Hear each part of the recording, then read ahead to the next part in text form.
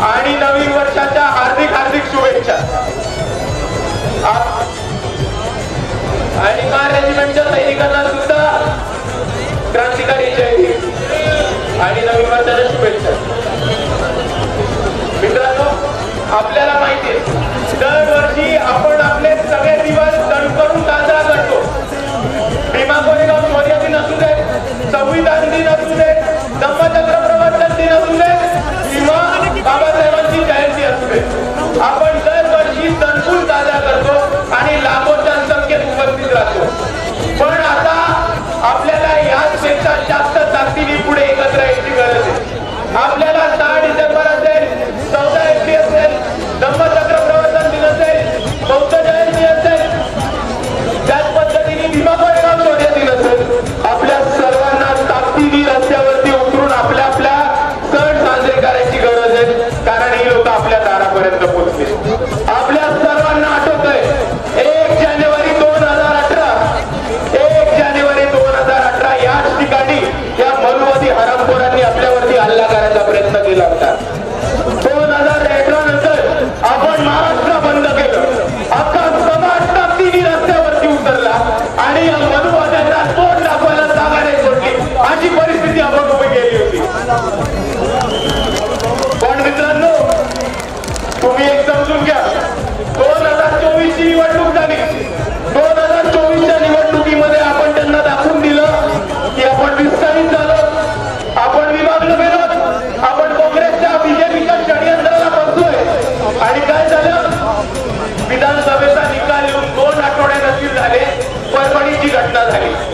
माहिती आपल्या सर्वांना परभणीची घटना, बाबासाहेबांच्या पुतळ्यासमोर संविधानाची प्रत तोडली म्हणून भीम योद्ध्यांनी येऊन आंदोलन केलं, तर इकडे बॉम्बिंग ऑपरेशन करण्यात आलं, महिलांच्या घरात घुसून त्यांना मारण्यात आलं, पोलीस महिलांच्या अंगावरती उभी राहून त्यांना मारतायत आणि एक भीम सैनिक, एक सच्चा भीम योद्धा सोमनाथ सूर्यवंशी यांनी आपला जीव सुद्धा गमावला।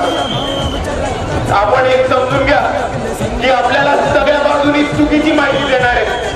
आपल्या महाराष्ट्राचे मुख्यमंत्री म्हणतात की सोमनाथ सूर्यवंशींचा जीव हा मेडिकल मध्ये गेला होता, पोलीस कस्टडीमध्ये नाही।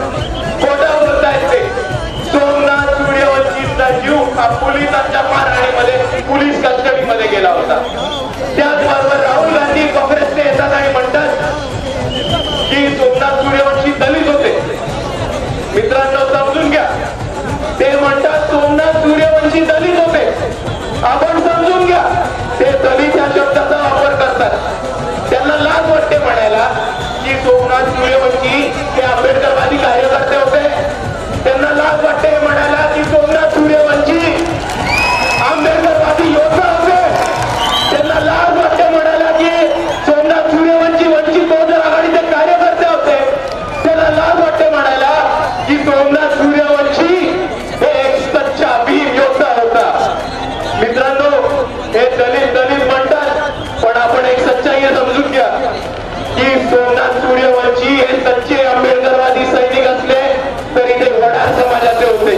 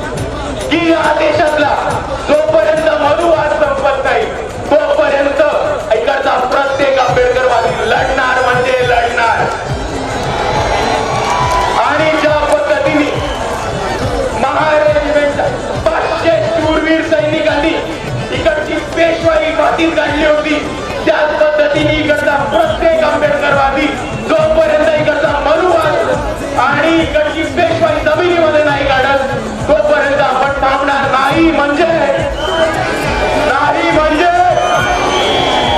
जय भीम, जय संविधान, जय जय जय जय जय भीम, डॉक्टर बाबासाहेब आंबेडकरांचा, भीमापरगाव शौर्य दिनाचा, जय जय जय जय जय भीम.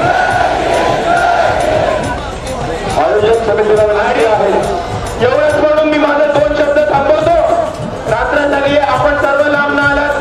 आपण सर्वांना विनंती करतो की आरामात सांभाळून घरी जावा आणि आपण सर्वांनी काळजी घ्या. एवढं म्हणून मी थांबतो. परत एकदा आपल्या सर्वांना माझा मानाचा, सन्मानाचा, प्रेमाचा क्रांतिकारी